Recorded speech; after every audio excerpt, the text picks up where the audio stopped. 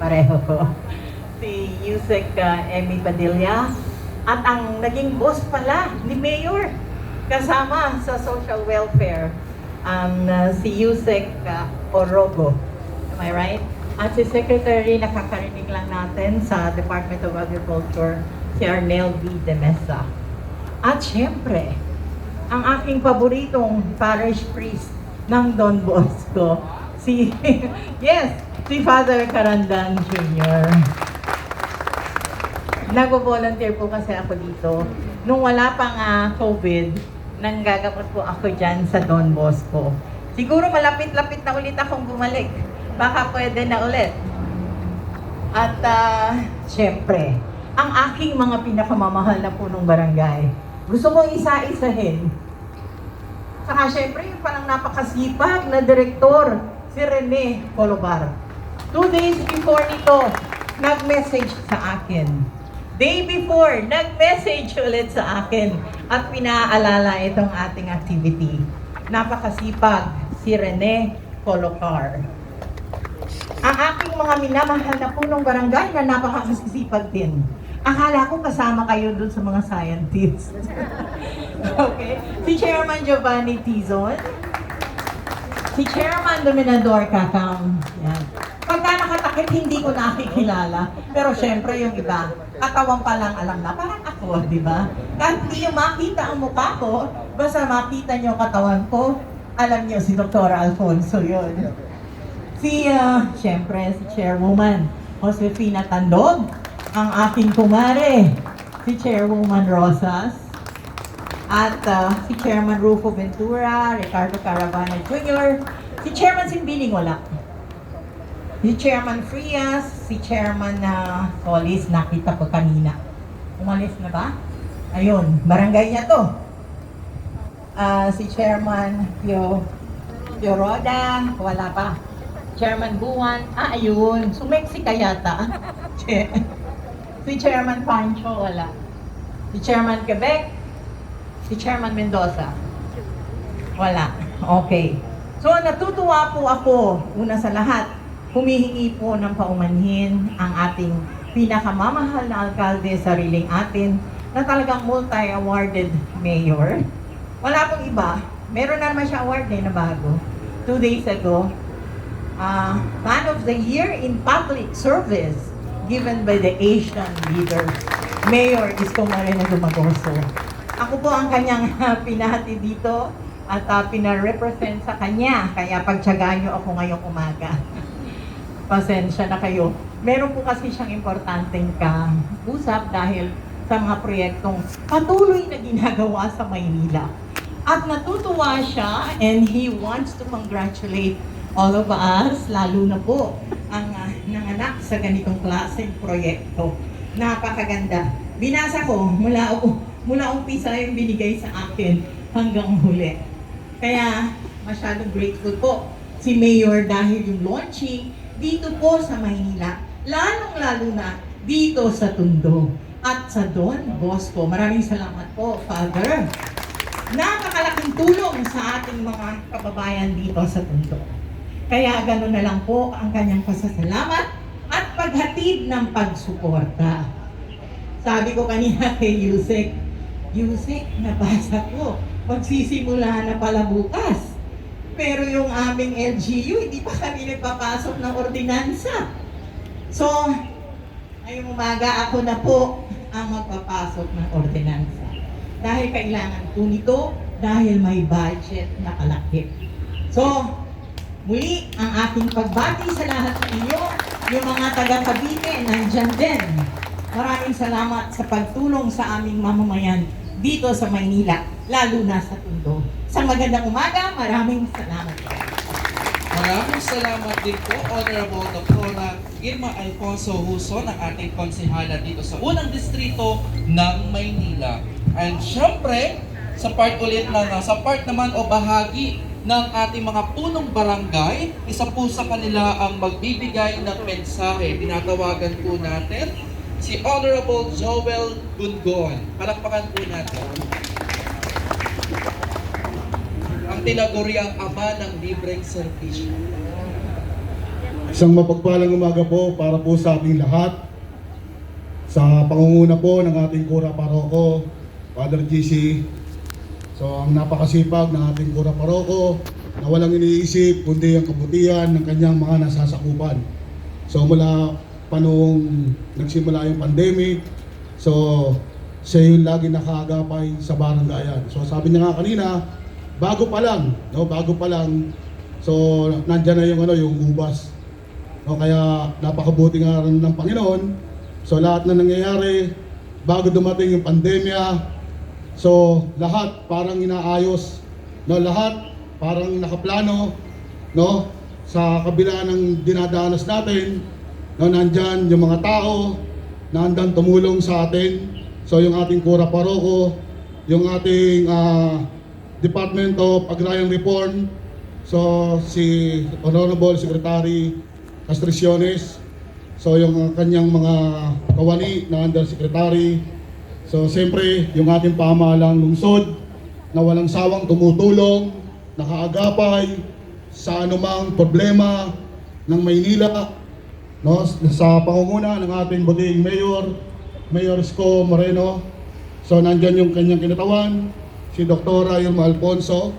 So maraming salamat po sa inyo. So sa mga kasama kong punong barangay, sana po magtulong-tulong po tayo upang itong programang ito ay maging makabuluhan para hindi lang po para sa simbahan, hindi lang po para sa atin, bagkus para sa lahat ng mga karatig barangay, mga kabarangay natin na naghihirap. No, naway matulungan natin sila sa pamamagitan ng pagtatanim, no, ng kung ano man yung gulay na ating aanin. Naway makatulong ito sa pagbibigay sa kanila ng, sabi nga, ng buhay, no, ng yung gulay, no, para magkaroon ng magandang buhay. So magtulong-tulong po tayo po ng mga kasama kong punong barangay. Kami po ay handang 101%, no, na tutulong kung ano man po ang programa ng ating gobyerno at ng parokya. So muli po, isang mapagpapalaga po para po sa ating lahat.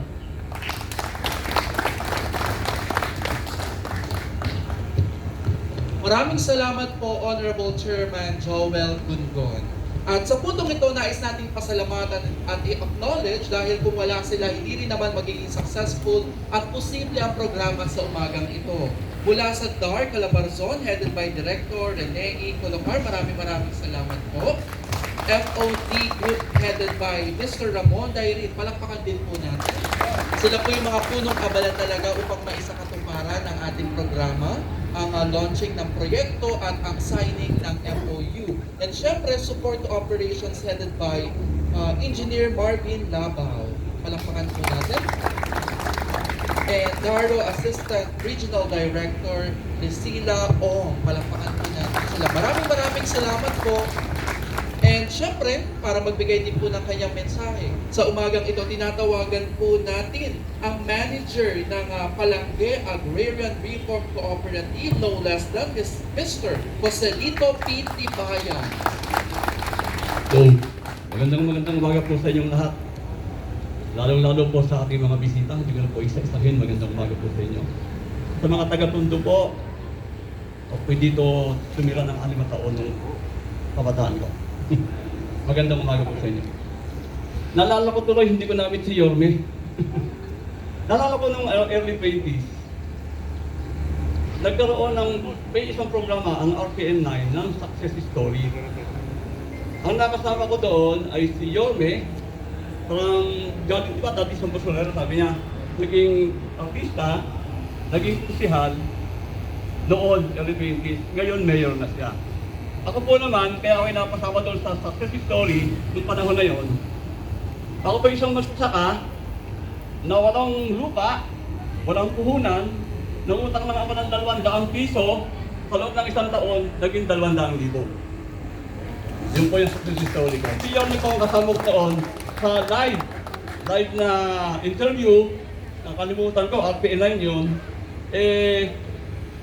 talagang pinukpo kami ng tanong ni Yorme, awa naman po ng Diyos, Kasi kung saan kami nang galing, anong ginawa namin, ang daling sagutin. Galing kasi sa puso, di po ba? Yan. In behalf po ng aming ng aming pong Carpo, Joy Aves, sa grupo po ng mga farmer scientists, yung po mga kapwa ko magsasaka, at mga leaders po kami ng mga samahan ng aming mga barangay, mga magsasaka po kami, ay kami po nangangako sa inyo na kami po ay tutulong sa abot ng aming makakaya upang magtagumpay po ang proyekto ito. Sa totoo po, nung magpunta sa amin si Secretary, natutuwa po kami at doon pa lang sa meeting namin, nangako na kami na kung ano man po ang pwede namin may tulong sa inyo, ay gagawin po namin. Sa totoo po, kami po yung mga leader din. Ako po yung manager. Pero pinipilit kong laanan ng oras ang pagtulong po dito sa inyong samahan kasi po ako po yung dating mahirap din. Dating dating ako magsasaka na walang lupa kung dinasa ko. Pero sa pamamagitan po ng pagsasaka, unti-unti po kami mga grupo na magsasaka sa pamamagitan ng tulong ng gobyerno, ng DAR, ng Department of Agriculture, unti-unti po nakaahon kami sa kahirapan. Awa po ng Diyos, ang aming mga anak ay graduate lahat ng college. Ibig sabihin, kung pagyayamanin po natin, kung pagyayamanin natin ang tulong ng gobyerno, lagi naman silang naandyan. Ang mahalaga, tanggapin, gawain, upang magtagumpay ang programa. Sa totoo po, mga tulong na to, ganyan-ganyan din po pinong araw. Bigyan ng gobyerno, yan po meron kaming tulong, yung aming samahan, nandiyan po yung mga organic, fertilizer, galing po sa DA, yung pong ibang tools, galing po sa Department of Agrarian Reform. Sana po pagyamanin po ninyo. At naniniwala ako. Ako po nung araw, ang aking pong taniman, nagre-renta na ako ng 1,000 square meters. Malawak po po ito. Ito po estimate ko, mga 3,000 square meters. Imagine sa 1,000 square meters, from 200 pesos naging 200,000. Early 20s, ang laki ng 200,000. Ang una bang tanim, pechay, yung tatanim dito. Kaya sana po, kung sakali po na siguro ang maganda pong gawin natin, mag-iwan po kami ng numbers kasi hindi po kami pwede tumigil dito na kung ano po yung problema na ma-encounter ninyo, iiwanan po namin ng mga numero po namin. Ngayon may high-tech na, picturean nyo, send nyo sa messenger namin, alam na namin ang gagawin. Di po ba? Parang ganon. Kaya halimbawa, sino po ba yung mga leader ng bawat grupo, kuhanin po yung aming messenger account. Para po siguro may cellphone naman kayo. Pag nakakita kayo ng problema, picturean nyo, send nyo sa akin. Ako po, o kami, ang grupo po namin, mag-recommend po ng solusyon doon sa inyong problema. Okay ba? Yan, salamat. Ngayon, pero po, mapapahaba ako. Para po masimulan natin yung proyekto, hindi ko alam kung may dala na bang buto ngayon. Wala pa. Ibig sabihin, tamang-tama kasi ganito po yun. Yung pong land preparation, dapat po niyan mabilad yan. Mabilad muna. Para yung damo mamatay. So pag tayo nagtanim ng pechay, wala kayong